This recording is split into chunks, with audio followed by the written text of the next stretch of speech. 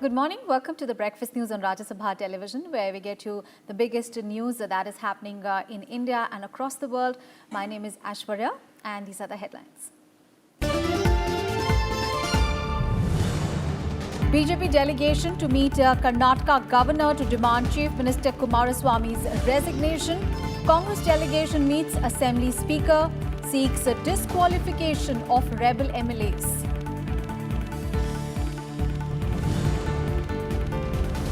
General discussion on union budget to continue in Lok Sabha. Finance Minister expected to reply to debate.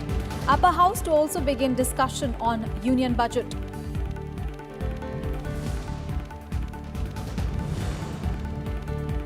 Second, India-Russia strategic economic dialogue kicks off in Delhi.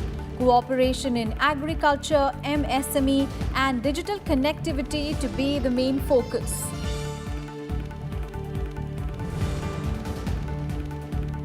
Heavy rains trigger flash floods in Assam. Over 62,000 people in 8 districts affected. In Bihar, several rivers including Ganga, Bagmati and Burhi Gandak above danger level. Alert sounded in Uttarakhand for heavy rains in parts of the state. And in the ICC Cricket World Cup, rain pushes India-New Zealand semi-final match into reserve day today. Kiwis will play out remaining 3.5 overs with the 211 runs on board.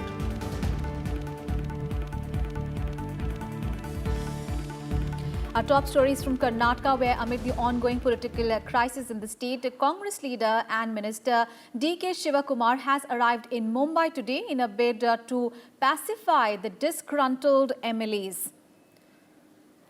However, ahead of his visit, 10 rebel MLAs from the Congress-JDS combined, who are camping in Mumbai since Saturday, have written a letter to Mumbai police seeking security cover. State Reserve Police Force and riot control police are deployed outside the hotel where 10 rebel MLAs are staying. Meanwhile, Congress leader Ghulam Nabi Azad has already arrived in Bengaluru to meet the coalition leaders. Sir, आपको लगता है यहाँ कर्नाटक में situation out of control है? अभी कैसे कब बता सकता हूँ भाई, क्योंकि आप आते हैं कई बार यहाँ पे क्राइसिस होती है तो आप आते हैं, इसलिए तो आज फिर आ गए। अब सिचुएशन क्या, आपके एमएलए वापस आएंगे सर? जरूर आएंगे वापस, पूरी आशा है कि वापस आएंगे। सरकार बचा लोगे सर? पूरी आशा है कि सरकार बचेगी। And the BJP in Karnataka has decided to stage a dharna in Bengaluru today, demanding the resignation of Chief Minister H.D. Kumaraswamy. The party claims that Kumaraswamy has lost majority after 14 MLAs of the ruling Congress-JDS quit. Now we have decided to sit dharna in front of Vidhan Sabha, Gandhi Chowk. Afterwards, we are going to meet Governor.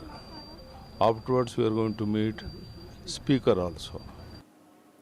Meanwhile, a delegation of Congress leaders met Speaker K.R. Ramesh Kumar on Tuesday and submitted the petition seeking disqualification of the rebel MLAs under the anti-defection law. The Speaker, however, delayed his decision till Thursday. Kumar has said that he has written a letter to the governor that he will uphold the constitution and act accordingly. The Speaker has said that the resignation letters of 9 out of 14 MLAs of the ruling coalition were not in the prescribed format, and he has asked the legislators to submit them properly. The 5 members whose letters were found in the right format are being called for personal hearing on coming Friday and Monday. Remember, the crisis began on Saturday when 13 MLAs of the ruling coalition resigned, and on Monday 2 independent MLAs, H. Nagesh and R. Shankar, also withdrew their support. And if the resignations of the 14 MLAs, including 11 of the Congress and 3 JDS, are accepted, the coalition's tally will be reduced to 102.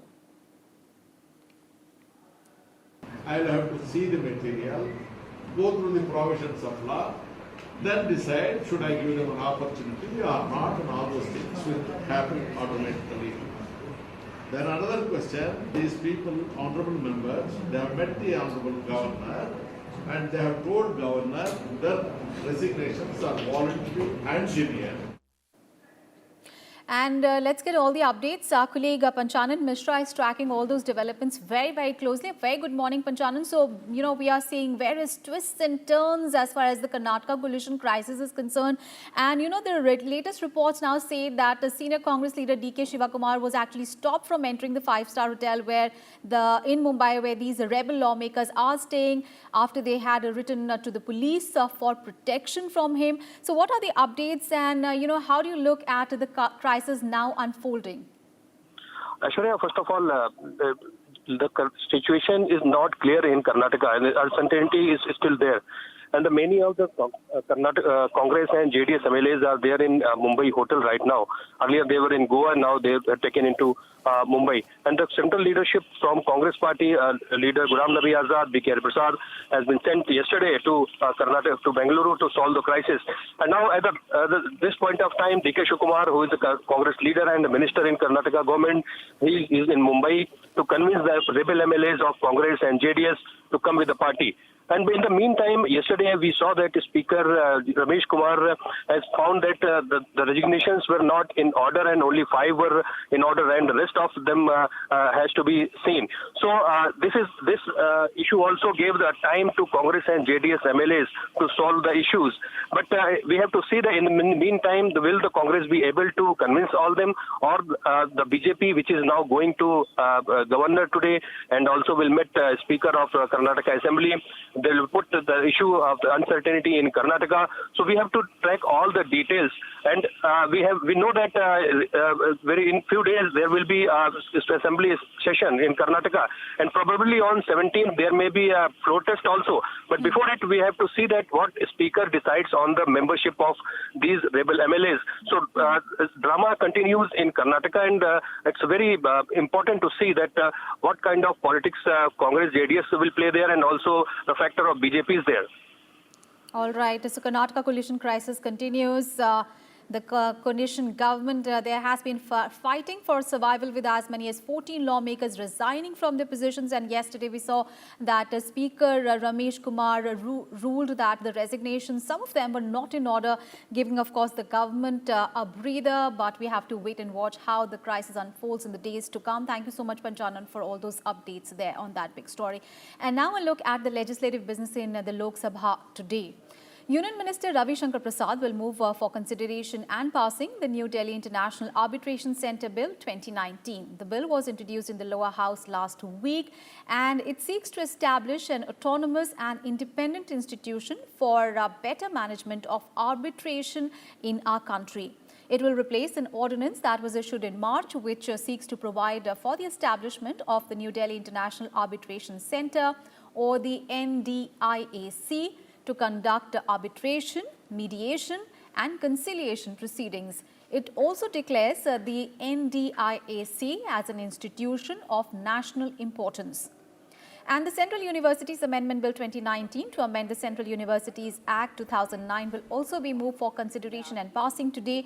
It aims to set up a central university and a tribal university in Andhra Pradesh in order to increase access and the quality of higher education, and also promotes avenues of higher education for the people of the state. The bill was introduced by Union Minister Ramesh Pokhriyal Nishank on Monday. And the House will also continue with the general discussion on Union Budget. Finance Minister Nirmala Sitharaman is expected to reply in the lower house after the conclusion of this debate. And the discussion on the Union Budget, remember, continued for the second day in the Lok Sabha on Tuesday. So let's listen into some of the points that were made by the members of the House. इस देश में परम पूज्य बाबा साहब अम्बेडकर साहब के नाम से तमाम योजनाएं पिछली सरकारों ने संचालित करने का काम किया, लेकिन जब से सरकार इस देश दूसरी बार सरकार बनी है, परम पूज्य बाबा साहब अम्बेडकर साहब के नाम से जो योजनाएं चल रही थी, उन योजनाओं को बंद करने का काम इस सरकार ने करने का काम किया है. They have said enough about the gaps in the budget or inadequacies in the budget. Anytime when we walk out or when we sit and watch the budget presentation, at the end of it, anybody would come to know about the size of the budget, what is the total revenue, what is the total expenditure, whether it is a deficit budget or a surplus budget, and from where the funds are going to come. None of these things were available in the budget. None of these funds were available. Middle class, scheduled caste, scheduled tribe, OBC, backward class, they cut 10,000, 1 lakh, 2 lakh in the nationalized banks. Their properties are attached. Whereas we are 5.55 lakh crore that has been written off. What is this justification? What has been seriously imposed here, it should be withdrawn. I want this kaju import is now, it is 40%, it has gone to 70%. And at least 1 crore of kaju workers will be unemployed if further this tax has been charged there. तो मोदी सरकार का मकसद 2019 के budget से नए भारत की नींव रखना है। मोदी सरकार का विजन क्या है? 2024 तक 5 ट्रिलियन इकोनॉमी की अर्थव्यवस्था को तैयार करना है। बहुत से विपक्ष के जो वक्ता थे उन्होंने कहा कि साहब रेवेन्यू कहां से जनरेट होगा, पैसा कहां से आएगा, फिस्कल डेफिसिट की बात करें। मुझे लगता है कि सबसे जरूरी जो चीज है वो इच्छा शक्ति की है, कमिटमेंट की है। मैं इस तरह से इस बात को रखता हूं कि बेशक साधन कम है लेकिन हम उम्मीद जगा लेंगे। And now let's go across to Kriti Mishra, who's joining us live from Vijay Chowk. Very good morning, Kriti. So, heightened tensions over Karnataka political crisis actually has been reverberating in Parliament. And we understand that, BJP has issued a whip to its Lok Sabha MPs to be present today. And 2 key bills are to be moved for consideration in passing. House is also going to continue with its general discussion on the union budget. So, how is the day likely to pan out in Lok Sabha today?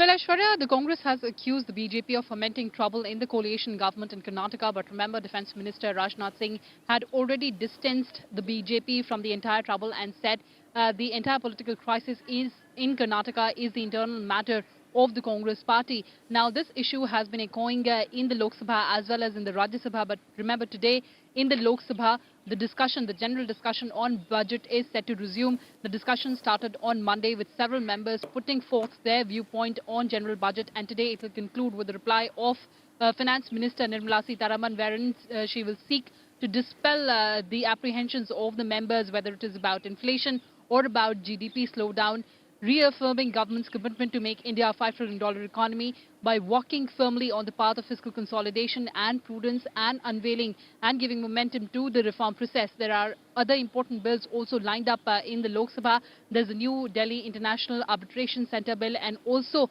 the Central Universities Amendment Bill. So important day in the lower house today. Aishwarya? Right. Important day in the lower house today. House is also going to continue with its discussion on the union budget, and Nirmala Sitharaman expected to reply in the House after the conclusion of the debate. Stay with us, Kriti.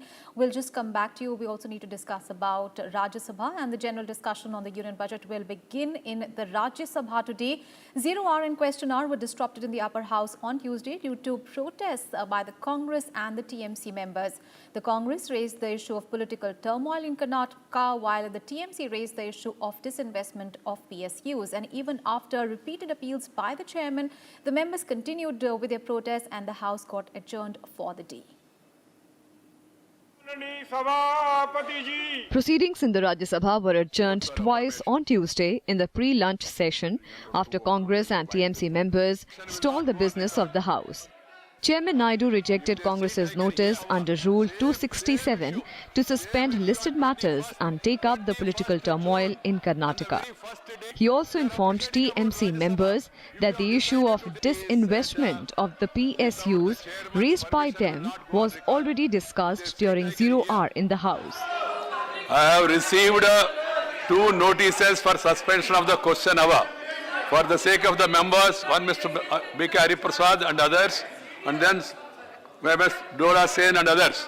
About these 2, one is connected with Karnataka. I am not allowing it, but I can allow it during 0 hour if the members wish. Second is, as far the issue of Dora Sen is concerned, this same issue was discussed in this House through 0 hour. Same issue on 21st June, on the very first day. On the very first day, same issue has been discussed. As per the rules, you cannot discuss the same issue twice in the same session. That's why I have not allowed it. However, protests by TMC and Congress members continued unabated. The chair then adjourned the House till noon. There is a budget discussion today. You can discuss in budget this thing. If you seems to have decided not to allow the House to function, 13 days we have functioned very effectively. People are happy. They are appreciating about Rajya Sabha. If you have decided to disturb it, then the House is adjourned to meet at 12 o'clock today. Even during question hour, the disruptions continued. शोर हो रहा है, कोई आवाज नहीं सुनाई दे रही है। हम लोगों ने पिछले दिनों बहुत अच्छी तरह काम किया। With no visible respite inside, the deputy chairman adjourned the House till 2 p.m. आगे बढ़ाया गया निवेदन होगा अपनी अपनी जगह जाए। What is that? Stands adjourned till 2 p.m. Witnessing protests, soon after reconvening at 2 p.m., the upper house was adjourned for the day. The House stands adjourned till 11 hours on Wednesday, the 10th July 2019. Kriti Mishra, Rajya Sabha TV.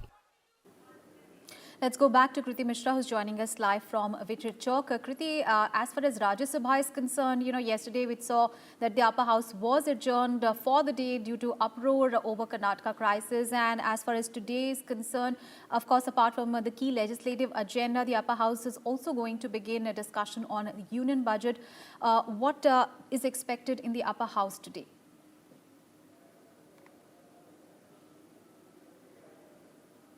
Well, Aishwarya, over the last 13 days, we've witnessed fairly productive session of the Rajya Sabha, wherein almost all zero-hour submissions, all special mentions were taken up, and also maximum start questions were taken up, fixing the accountability of the government. But yesterday, we saw disruptions in the House. In fact, the chairman also said that the issue raised by the TMC, which is of the disinvestment of PSUs, has already been raised in the Rajya Sabha, and according to the rules, the same issue cannot be raised in the same session. And the chairman also rejected the notice tendered by the Congress members on suspension of business of the House to take up the issue of turmoil in Karnataka. Remember, the government has already distanced the BJP, and the government has distanced itself from the entire political crisis in Karnataka. Now today, a very important general discussion on budget is slated to begin in the Rajya Sabha. Almost 12 hours are allotted for this discussion, and senior Congress leader Chidambaram is expected to initiate this discussion in the upper house. But we are also hearing that the issue of Karnataka may again resonate in the upper house. Let's hope that semblance of peace prevails in the Rajya Sabha today.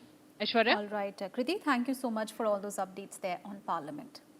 All right, let's move on in the bulletin now with focus on 6 core areas of cooperation. The second India-Russia Strategic Economic Dialogue will begin in New Delhi today. The event will be chaired by Niti Aayog Vice Chairman Dr. Rajiv Kumar and Russian Deputy Minister of Economic Development Timur Maksinov. The meeting will focus on transport infrastructure, agriculture, small and medium business support, digital technologies, cooperation in trade, banking and tourism. All right, let's get an update on this story. Akhilesh Sumana, colleague, is now joining us on the phone line. A very good morning, Akhilesh. Speaking about this very important India-Russia Strategic Economic Dialogue, of course, the first of this meet was held in November last year. And for the second meeting, 6 areas of cooperation have been identified. What more can you tell us about this meeting? Right, Surya, because you know that recently there is an estimate that has come that India-Russia bilateral trade is around $9 billion. And you know, given the fact that India-Russia has been so close friends, so you know that right from independence, Russia had been supporting India in every field. But still there is a question that why the trade volume is so less. Generally, we buy defense equipments from Russia, and it is bracketed that India-Russia trade is bracketed into defense relationship. So that is why, an understanding between two countries has reached last year when Prime Minister Narendra Modi visited Sochi for an informal summit with Russian President Vladimir Putin. And then it was decided that we have to increase our trade volume. And the target is to increase by 30 billion by 2025. So it's a very ambitious target though. But there are areas of convergence. There are areas in which India and Russia can trade, and that is why these 6 areas has been identified when India can also, export things to Russia in these areas. And agriculture is one of the major areas in which India is aspiring to help Russia, because Russia has a very vast land, and many of them are arable, but it is not arable because of lack of endeavor, lack of technology, and lack of understanding about agriculture in that country. So I think this India-Russia economic strategic dialogue is going to create a roadmap, because last year it has been held in St. Petersburg, and some understanding have been reached. But now there are what are the major areas in which we have to reform the relationship, like visa issues are there, like there are issues of banking issues are there. So there are so many things, hiccups. Basically, they are considered to be bureaucratic hiccups and legal hiccups. So these hiccups have to be removed. And I think today's India-Russia economic strategic dialogue will decide that how these hiccups have to be removed. This is a whole bottlenecks are to be one-day affair removed, today. and further areas of cooperation have been identified. Thank you so much, Akhilesh, for all those updates there on that story. And the flood situation in Assam turned serious on Tuesday, with over 62,000 people getting affected across 8 districts of the state. Now, the situation could turn even worse, as Indian Met Department has forecast enhanced rain in the northeastern states, including Assam, in the next few days. Now, many rivers, including the Brahmaputra, are flowing above the danger mark. And in Uttarakhand, from the past few days, intermittent rain and thunder showers are being witnessed. The IMD has issued heavy rain alert in parts of the state, including Dehradun, Haridwar and Nainital, till 15th of July.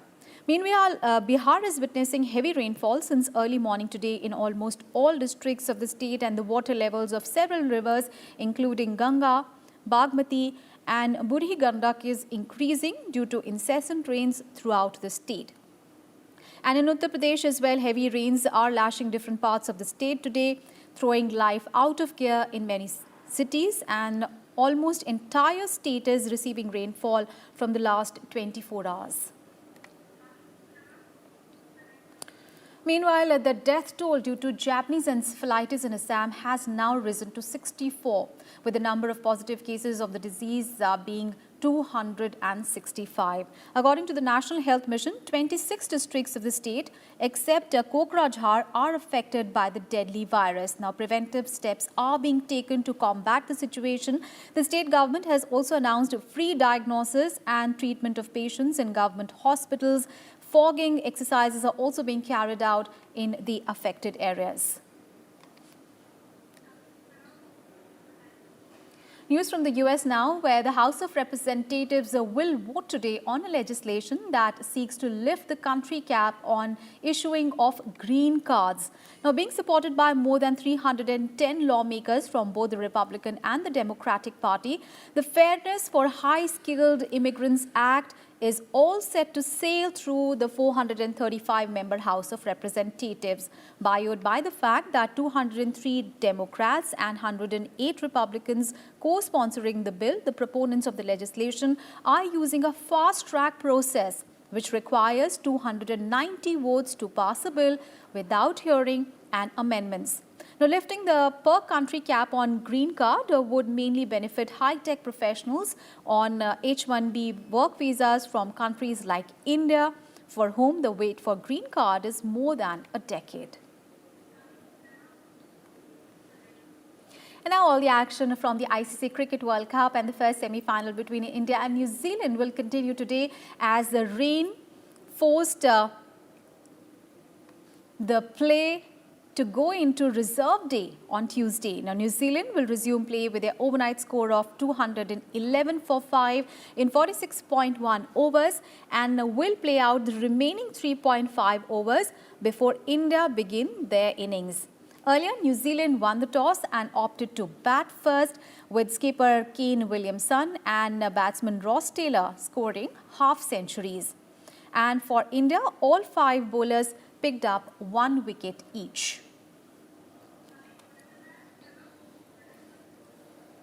And with that, we wrap up this edition of Breakfast News. Thanks for watching. Have a lovely day ahead.